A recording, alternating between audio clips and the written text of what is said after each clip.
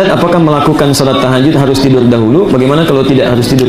Baik, kalau hukum nggak bisa ditawar ya. Kalau tahajud itu, tahajud diawali dengan tidur. Jadi Anda tidur dulu, makanya dari kata hajadah itu tidur, baru bangun. Ya, jadi Anda silakan rencanakan jam berapapun Anda bangun, tidak harus jam 2. Anda jam 1 bangun, boleh tahajud. Boleh, silakan kan? Di Anda tidur dulu, bangun misalnya jam 1 tahajud, silakan. Bangun jam 2 tahajud. Tapi kalau Anda nggak sempat tahajud misalnya, bukan nggak sempat, perasaannya berat untuk bangun malam karena lelah, Anda bisa lakukan namanya qiyamul lail. Jadi setelah sholat isya, sholat sunnah, Anda sholat dulu misalnya 4 rakaat atau 2 rakaat paling minimal. Dalilnya di hadis riwayat Muslim, hadis 749. Sholatul laili matna matna. Sholat malam itu paling minimal 2 rakaat, 2 rakaat. Nanti silakan Anda tunaikan, tutup witir paling minimal 1 rakaat. Setelah itu Anda tidur. Ya, tidur.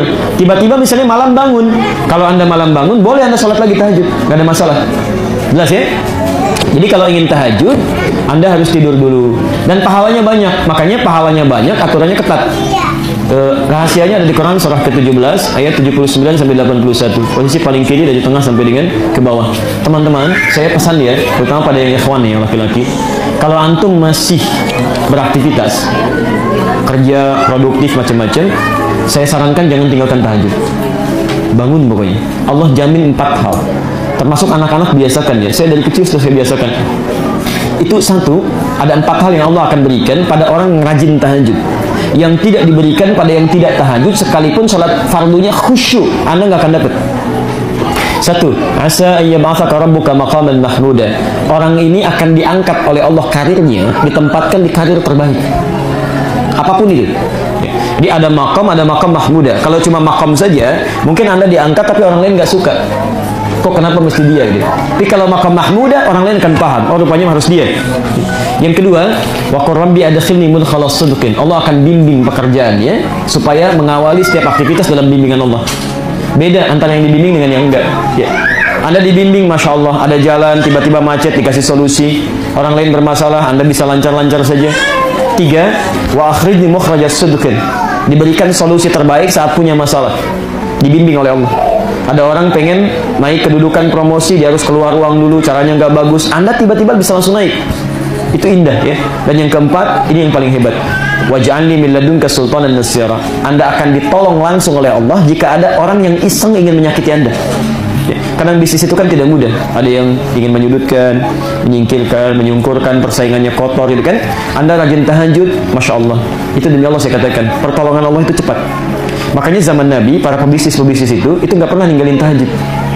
Anda nggak percaya silahkan cek ya. Utsman bin Affan radhiyallahu taala anhu, Abdurrahman bin Auf, Tamim ad-Dari, itu disebutkan oleh Imam An-Nawawi dalam kitab At-Tibyan. Ada 2 cetakan di Indonesia yang berbahasa Arab. Ada yang warna merah marun, terbitan dari Kutub Islamiyah, halaman 38, posisi paling kanan sebelah atas, paragraf pertama baris 1 sampai 2. Ada yang terbitan Darun Nafais warna kuning, itu halaman 47, posisi paling kiri sebelah bawah, paragraf ketiga baris 1 sampai 7. Kata Imam An-Nawawi, Utsman itu, Abdurrahman bin Auf, Tamim ad-Dari, sahabat Nabi, dijamin masuk surga, hebatnya luar biasa, aktivitasnya padat, bisnisnya banyak, sampai kaya. Aset Utsman itu sampai sekarang masih ada. Masih ada. Ya, saya terakhir dari Madinah itu, sekarang akan jadi perhotelan. Dan itu dari dulu setiap ada keuntungan disimpan di bank Saudi yang hasilnya disedekahkan atas nama sahabat Utsman bin Affan radhiyallahu taala anhu. Rahasianya apa? Setiap malam kata Imam An-Nawawi tidak pernah meninggalkan tahajud. Itu bahkan bisa tahajud sampai hatam Quran. Sampai hatam Quran. Itu luar biasa gitu ya. Nah, jadi kalau teman-teman bisa lakukan, rumusnya apa? Rumusnya sebelum dikerjakan, Anda keluarkan dulu. Ini disebut dengan wa'dun. Keluarkan keutamaannya, tulis. Tulis dulu. Kalau kamu nggak tahajud, kamu nggak akan dapetin ini. Ingin bisnisnya sukses, tahajud. Ingin dekat dengan Allah, tahajud. Anda tuliskan di samping kanan tembok Anda tidur itu. Begitu miring ke kanan, walaupun nggak ingat tahajud, kemudian Anda melihat, tiba-tiba Anda bisa rencanakan itu. Tempelkan, keluarkan. Itu motivasi disebut dengan wa'dun. Termasuk saat ta'lim misalnya kan, sedang malas-malas, tuliskan di catatan Anda. Kamu ingin diringankan langkah ke surga? Ayo, semangat, semangat. Kamu ingin ke surga? Semangat. Kamu sudah pasti surganya? Ini ada peluang surga. Tuliskan, begitu lihat, jadi. Jadi tulis dulu, siapkan, pasang alarm 3 kali. Ya, alarm pertama, mematikan alarm kedua. Alarm kedua, matikan alarm ketiga. Alarm ketiga, siap-siap.